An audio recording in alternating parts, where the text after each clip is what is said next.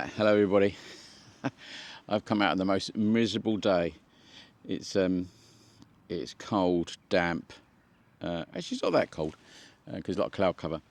But I've popped up to the Roundtree and I've come through the worst traffic jams, and you're going to see cars coming past me. Now, this is normally so quiet, this little bit of road, but I thought it's got to be the Roundtree, isn't it? And so you just have to put up with the cars. But I think the mic will cope with it anyway. So the reason I've come up today is because I was asked on the channel, would I look at the KTM issue? And, you know, you ask, so I fulfill. Just one. It was only one person. But it is something I've been thinking about, not just about KTM, but this thing around perspectives on, you know, the information we're fed and how that affects the market, you know, around motorbikes and stuff like that. So I thought I'd give you my 5 penny worth. So it won't be a long video, but you might find it interesting. I think the important thing is that when you see information about, you know, large companies like KTM and stuff, we know how we can create this, you know, media frenzy and cause more problems when they're not there. And, you know, I'm very careful not to do that, because I think, as I'll explain in a minute, the way I understand it, you know, KTM, well, in essence, KTM have gone into self-administration, which means that they are essentially in control of the company still, although they have to apply to the court for that, and I think the court appoint like an overseer in that.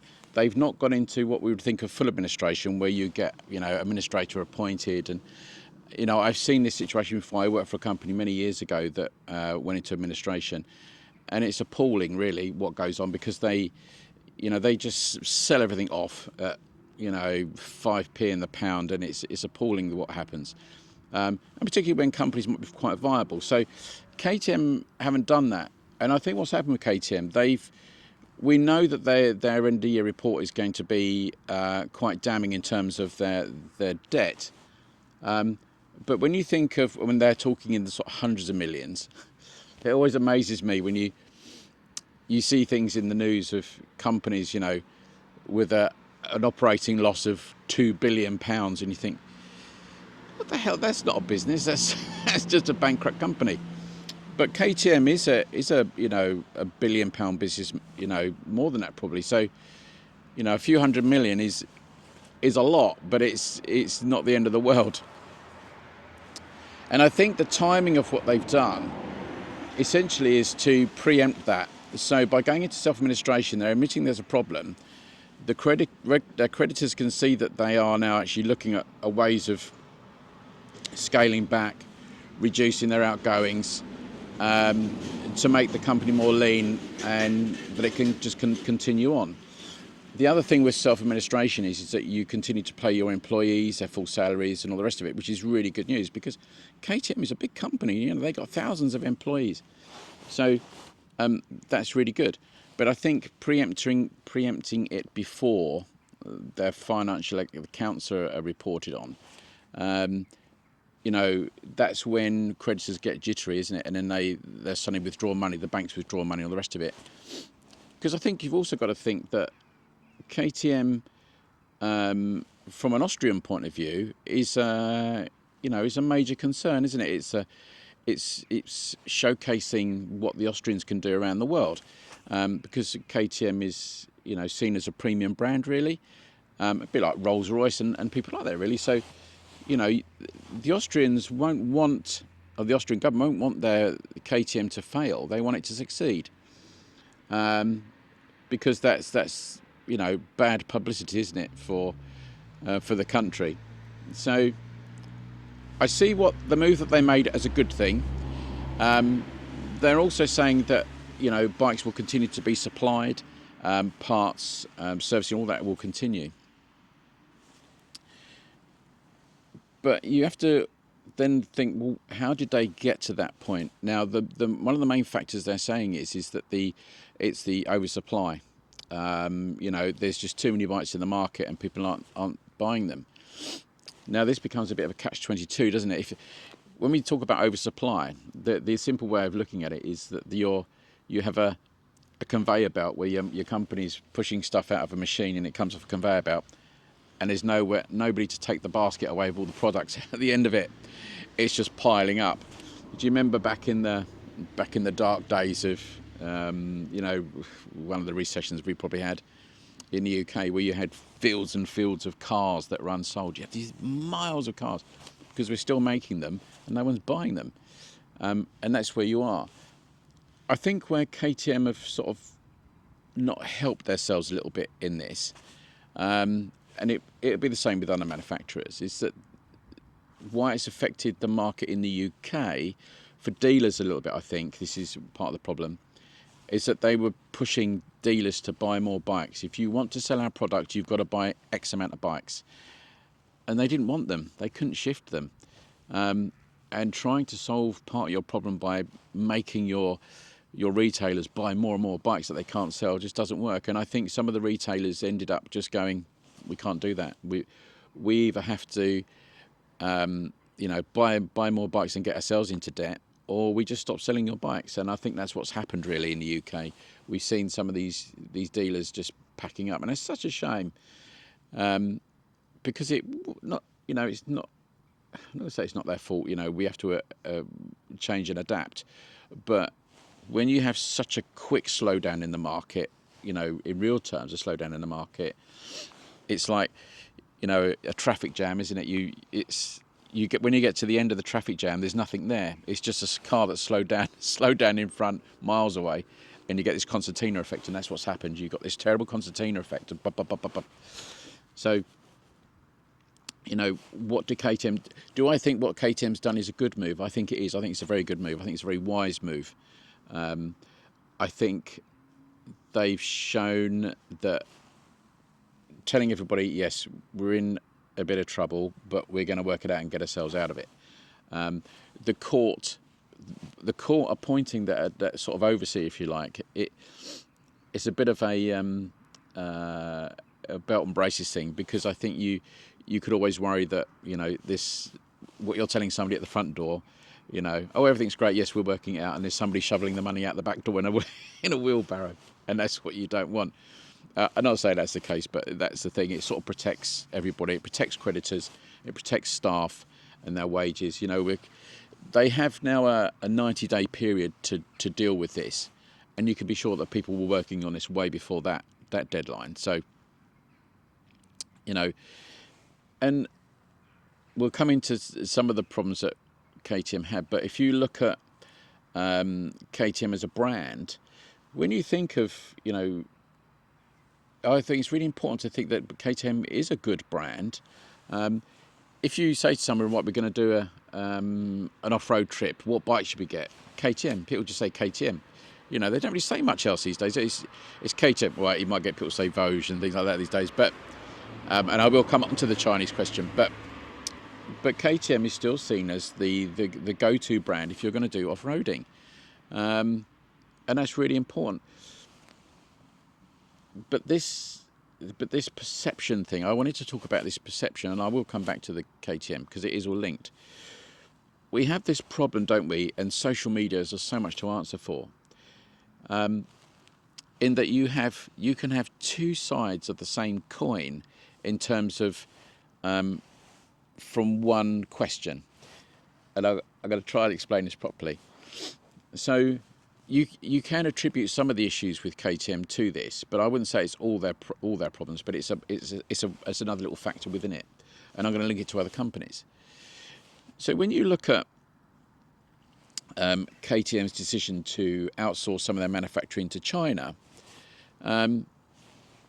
that was seen as a negative, really, in that respect, because you're devaluing your product because you're going to get sent to China. It was at a time when Chinese bikes still weren't in the ascendancy, so that's seen as a bit of a negative for KTM. But from the Chinese perspective, and for CF Moto, it was a massive positive to do that, because your association is now with a European manufacturer. And I spoke about this before, hopefully you guys remember, so in a previous video. So it becomes a massive positive to CF Moto, but a negative to KTM.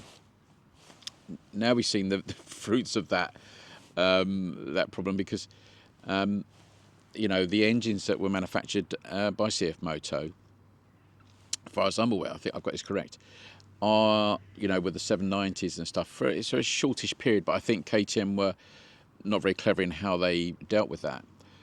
But it still didn't damage CF Moto, because if you look at CF Moto now, they're massively in the ascendancy, and everybody thinks CF Moto can't do anything wrong.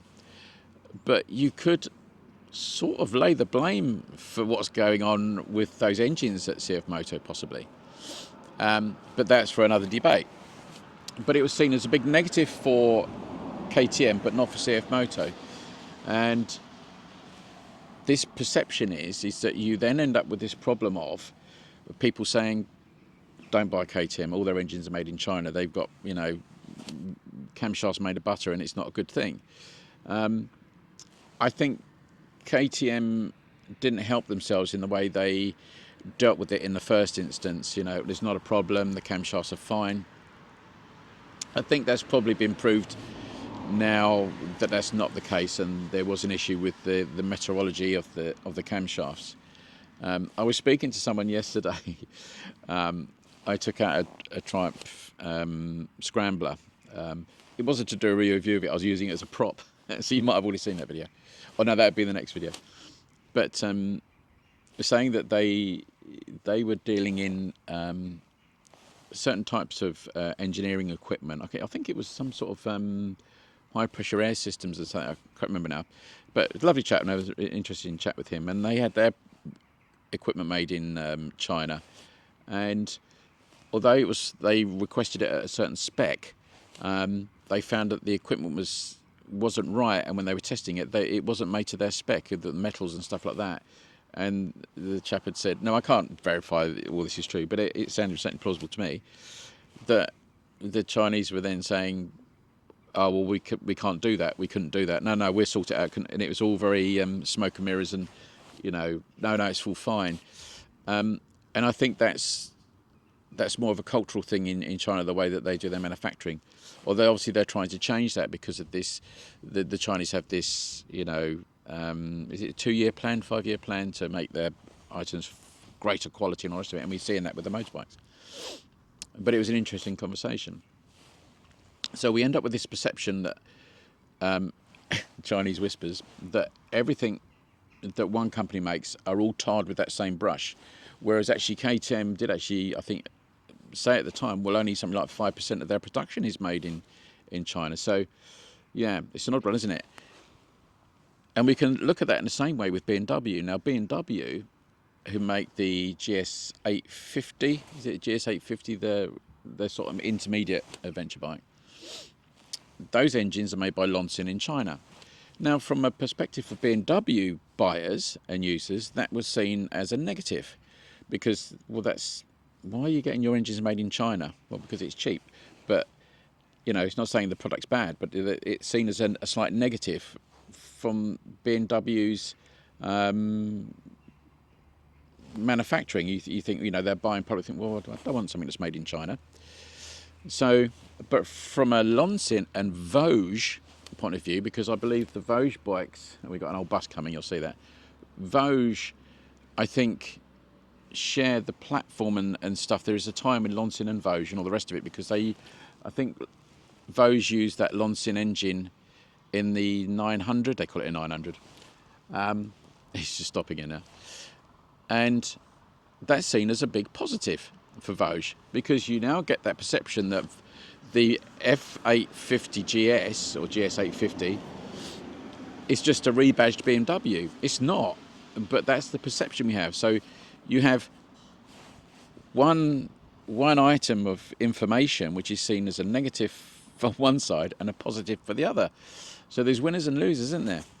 And it'd be very interesting, wouldn't it, to see if you went into, if you spoke to a load of people that were thinking of buying a bike in that line. A lot of people say, well, I'm not going to buy the BMW because that's 4, 5, 6 grand more to get all those bits, even more than that. It might be in double.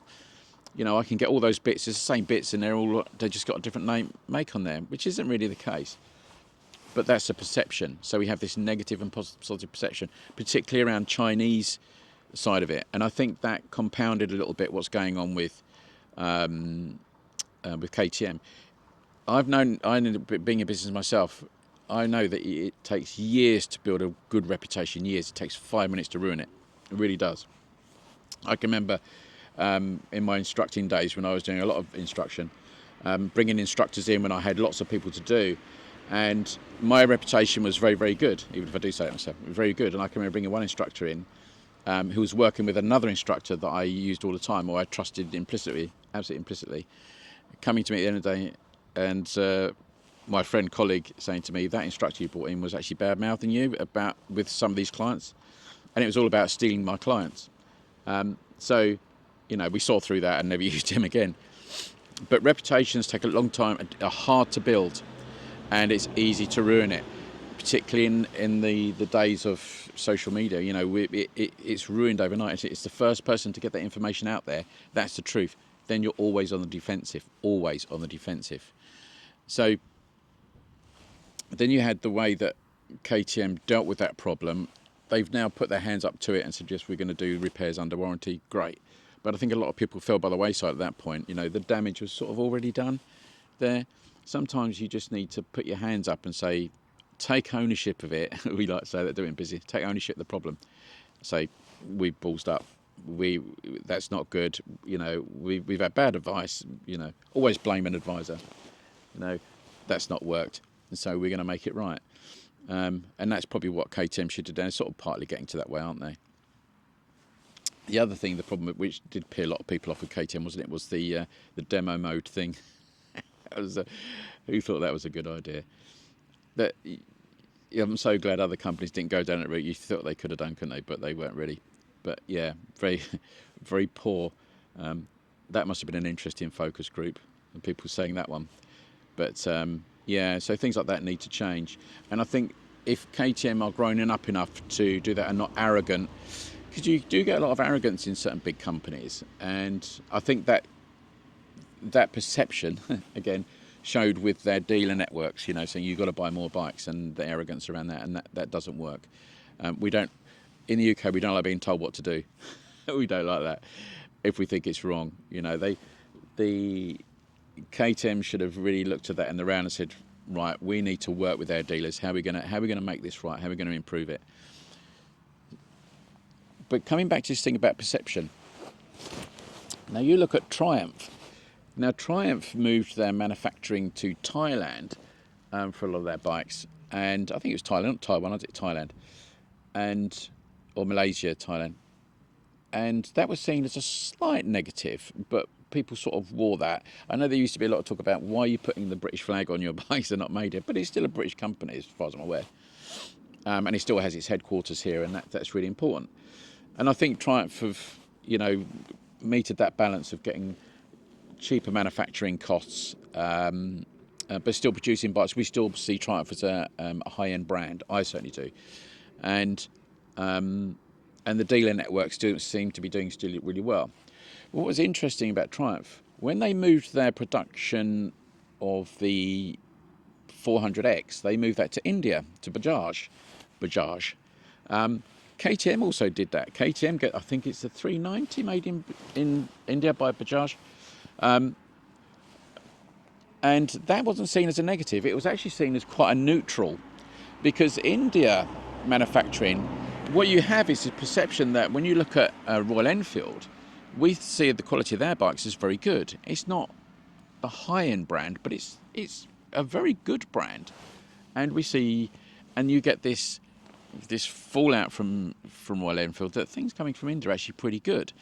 Now, the bikes that are coming out of India for Triumph, fantastic. The best-selling bike last year, as far as I'm aware. Was it a while ago? It's 50,000 units. That's incredible. So you get a positive for Triumph and for Indian manufacturing. So that's, you choose your partners carefully, didn't you? Or wisely. And I think Triumph have. And I think Triumph have been very careful not to go down the Chinese route. Again, I'm not criticising the Chinese. I think that if Chinese manufacturing continues in the way that it does, they're going to be a powerhouse of quality manufacturer.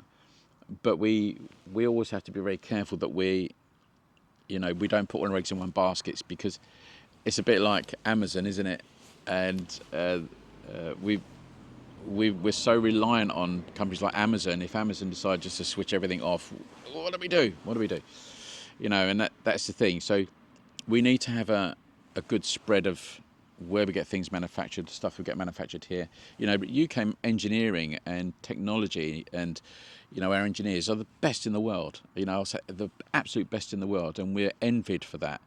But we can sometimes sell ourselves a little bit short, or throw out the baby with the bathwater, don't we, in the UK a little bit.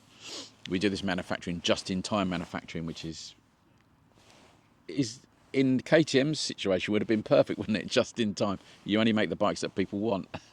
So, it's a difficult one. Do I think KTM will survive? Yes, I think it will. I think it's too big to fail. That's quite dangerous words, isn't it? I did hear someone say about, your KTMs are going to lose value. No, I don't think they will. I think that's dangerous talk. I think you should... This thing I said this about BSA a little while ago, that if BSA, not that they are, but if BSA went down the pan, would your bikes be worth nothing? No, actually, I think it might be the reverse. I think there might be people saying, well, I always wanted a BSA. Where can I get one from? And it's that supply and demand. As the supply goes down, the demand goes up. I'm not going to draw this out too much longer, but it's the same with watch brands. Now, companies like Rolex and Tudor, who are sort of linked as such, they control the supply of watches into the market. They'll release a new watch, but they release a very small number of those watches, so the demand goes through the roof. Everybody wants one, and then they will release huge quantities onto the market, and everybody buys them. They don't care after that. They've made their money back.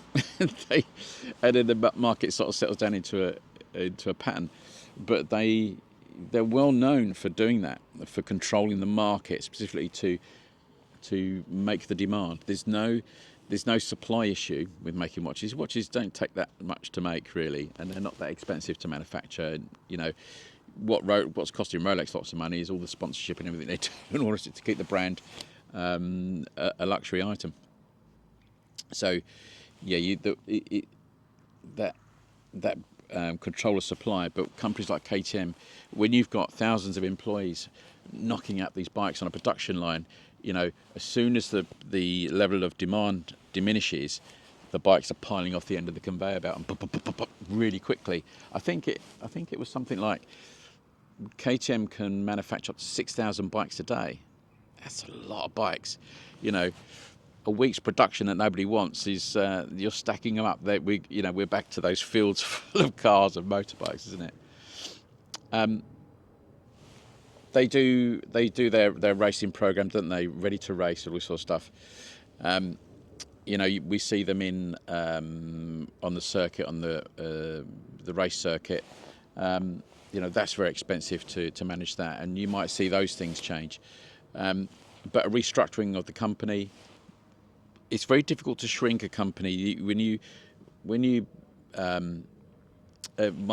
Karen was talking about when we were discussing this, that it was a company that were making it was a top that Prince Catherine, or whatever her name is, had worn somewhere or other, and it was a very small company, and the demand went so high through the roof for this little company, and they went bust. And you think, well, how could you go bust if you're selling that much? But you can't make it quick enough. You can't make it quick enough. And it's very difficult for companies to stay static. It's very small. Particularly when you get something that becomes in high demand, you can't make it quick enough, and then your demand collapses because you get bad publicity and nobody wants your product. It's very complicated, but that's how that works. So, finishing on KTM then, I think it will survive. I don't think that people should panic. Again, don't offload your bikes. You'll lose money if you offload your bikes. If you fill the market with bikes, particularly this time of year, you know, KTM's will always be in demand, because of their reputation as off-road bikes and the rest of it. You might see their catalogue of bikes shrink a little bit, and also, you know, it's for these companies, it's which Enfield do very well. They can see where the market's leading and then divert towards that, you know, and that's also because they use 2 or 3 platforms for their bikes. They're using the same production lines to manufacture different bikes. So, you know, you could probably have 3 different types of bike coming off one production line. You just put a different tank on it and different bits and pieces. Makes production very efficient. And that's how Enfield do that. And also they've got really clever people. The advantage though of Enfield compared to say KTM is that their biggest market is at home. I think it's probably 90% of Enfield's market is in India. It's not around the world. I think we buy something like 1% of the output of Enfield in the UK, and we think we've got a lot of Enfields here. So, you know, they're in a very different world there. So, yeah, that's my thoughts on KTM. I think they've done the right thing. I think they've timed it as best that they could.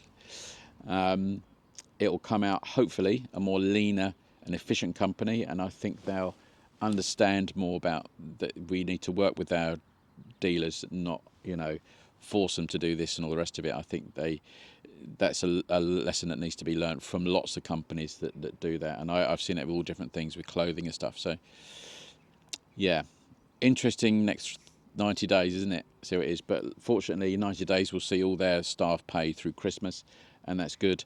And we'll see what comes. Hopefully, a brighter, better company will come out of it. You know, that the owner of KTM is very passionate about his brand, and he wants it to survive. So we shall see how that works. But yeah, self-administration is a good move by them, and yeah. Hopefully there'll be someone to take all those trolleys away at the end of the conveyor belt and sort their bikes out. But they will need to clear them, won't they? But hopefully they won't suddenly crash the price of their bikes to sell them off quickly. You know, that is a bad move. That is a bad move, and we've seen the bad press that BSA had. Right, before it rains, because I can see some big clouds coming. I'll see you in the next video. There's some interesting stuff coming up. So from the Roundtree.